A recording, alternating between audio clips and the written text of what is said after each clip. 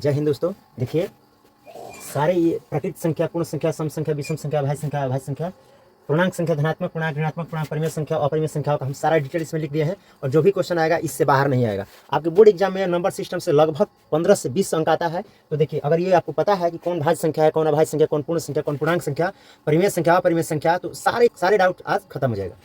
देखिए प्राकृतिक संख्या 1 से लेकर अनंत तक की संख्या को क्या कहा जाता है? प्राकृतिक संख्या कहा जाता है। जैसे 1 2 3 4 ऐसे डॉट डॉट डॉट अनंत तक जितनी भी संख्या आएंगी, मतलब गिनती की संख्या को ही परिमेय संख्या ये थी प्राकृतिक संख्या कहा जाता है। जैसे 1 2 3 4 5 7 8 9 10 11 12 इसे डॉट डॉट करके अनंत तक हो जाएगा। उसके बाद पूर्ण संख्या, तो पूर्ण संख्या में अगर किसी भी प्राकृतिक संख्या के पहले अगर 0 लगा देते हैं तो वो संख्या बन जाती है पूर्ण संख्या। मतलब कि गिनती की संख्या के पहले अगर 0 लगाएंगे तो वो हो जाएगी पूर्ण संख्या। तो पूर्ण संख्या का मतलब वही होता है, प्राकृतिक संख्या से पहले 0 लगाया जाता है। तो 0 1 2 3 ऐसे डॉट डॉट अनंत तक ये भी हो जाएगा। अब देखिए उसके बाद लिखा है सम संख्या। सम संख्या का मतलब होता है कि वैसी संख्या जो 2 से पूरी तरह विभाजित हो जाए। जैसे मान लीजिए 2 4 6 8 ऐसे डॉट डॉट, ये भी अनंत तक हो जाएगा। उसके बाद विषम संख्या। विषम संख्या वैसी संख्या होती है जिसका जो 2 से भाग देने पर पूरी तरह से विभाजित नहीं होती है, मतलब पूरी तरह से नहीं कट पाता है, उसे क्या कहा जाता है? उसे विषम संख्या। जैसे मान लीजिए 1 3 5 7 9 11 13 15 17 19 21 डॉट डॉट बहुत सारी संख्याएं हो सकती है। ये भी अनंत तक हम लिख दिए हैं।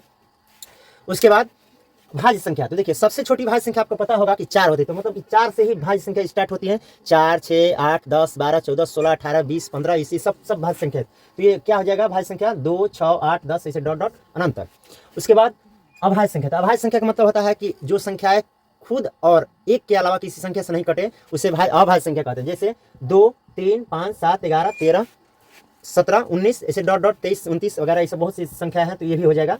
और पूर्णांक संख्या। पूर्णांक संख्या को मतलब होता है कि जिसमें माइनस वाली और प्लस वाली, मतलब जिसमें ऋणात्मक और धनात्मक दोनों संख्याएं सम्मिलित हो, उसे क्या कहा जाता है? उसे पूर्णांक संख्या कहा जाता है। पूर्णांक संख्याओं का देखिए इसमें 0 1 2 3 प्लस में है और 0 के बाद ये सब माइनस में, यहाँ अनंत तक उधर भी जाएगा। देखिए संख्या रेखा के राइट साइड में जो भी होता है वो सारी संख्याएं धनात्मक होती है और लेफ्ट साइड में जितनी संख्या होती है सभी ऋणात्मक होती है। उसके बाद देखिए इसके बाद लिखा है धनात्मक संख्या। धनात्मक संख्याओं का मतलब होता है कि प्लस वाली संख्या जिसमें माइनस नहीं रहा।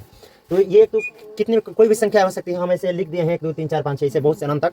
और ऋणात्मक मतलब कि जिसमें माइनस लगा रहता है, ऋणात्मक चिन्ह लगा रहता है, उसे हम ऋणात्मक संख्या कहते हैं। अब इसके बाद परिमेय संख्या। तो देखिए परिमेय संख्या का मतलब होता है कि वैसी संख्या जिसे हम p बटा q के रूप में लिख सकते हैं उसे हम क्या कहते हैं? परिमेय संख्या। अब वैसी परिमेय संख्या का मतलब ये नहीं हुआ कि अगर रूट में रहेगा और उसका वर्गमूल निकल जाएगा तो वो परिमेय संख्या नहीं होगी, वो भी होगी। जैसे इसके एग्जाम्पल हम ले लेते हैं। जैसे मान लीजिए रूट में रहेगा 9/16, तो क्या ये परिमेय संख्या नहीं है? क्योंकि 9 का वर्गमूल होता है 3 और 16 का वर्गमूल 4, तो ये भी परिमेय संख्या है। लेकिन वह जिन संख्याओं का पूर्ण वर्गमूल होता है उसे क्या कहा जाता है? उसे कहा जाता है परिमेय संख्या। नहीं तो जिस ऐसे सिंपल में रहेगा, बाटा में रहेगा, पूर्णांक में रहेगा, दशमलव में रहेगा, ऐसे जनरल रहेगा, तो उसे क्या कहा जाता है? परिमेय संख्या कहा जाता है। अब अपरिमेय संख्या का मतलब समझिए। अपरिमेय संख्या उसे कहते हैं जो इसका वर्गमूल, जिसका पूर्ण वर्गमूल ना हो, जो रूट में रहता है, जो संख्याएं रूट में रहती है उसे क्या कहा जाता है? अपरिमेय। जैसे रूट 3 और रूट 3 का वर्गमूल नहीं आएगा तो ये परिमेय संख्या। इसमें देखिए 3√2 ये 18 का वर्गमूल है 3√2, तो मतलब कि ये भी अपरिमेय संख्या है। इसमें लिखा है 1/√3। एक तो परिमेय संख्या है लेकिन √3 क्या है? अपरिमेय। और परिमेय और अपरिमेय संख्याओं का संग्रह कोई वास्तविक संख्या कहा जाता है, लेकिन ये अपरिमेय संख्या का ही एक उदाहरण है। अब इसमें लिखा है √7/3, ये भी अपरिमेय है। और इसमें लिखा है कि √3/2, दोनों के ऊपर रूट है, तो ये भी दोनों क्या है? अपरिमेय संख्या। और वास्तविक संख्या जिसमें परिमेय और अपरिमेय संख्या दोनों माइनस प्लस या गुना के रूप में, भागा के रूप में रहे, उसे क्या कहा जाता है? देखिए ये वास्तविक संख्या है, ये भी वास्तविक संख्या, ये भी माइनस प्लस और गुना भाग के रूप में रहता है। और सहभाज्य संख्या। सहभाज्य संख्या वैसी संख्या का है जिसमें 2 संख्याओं का युग्म होता है, जोड़ा होता है। जैसे देखिए 1 2।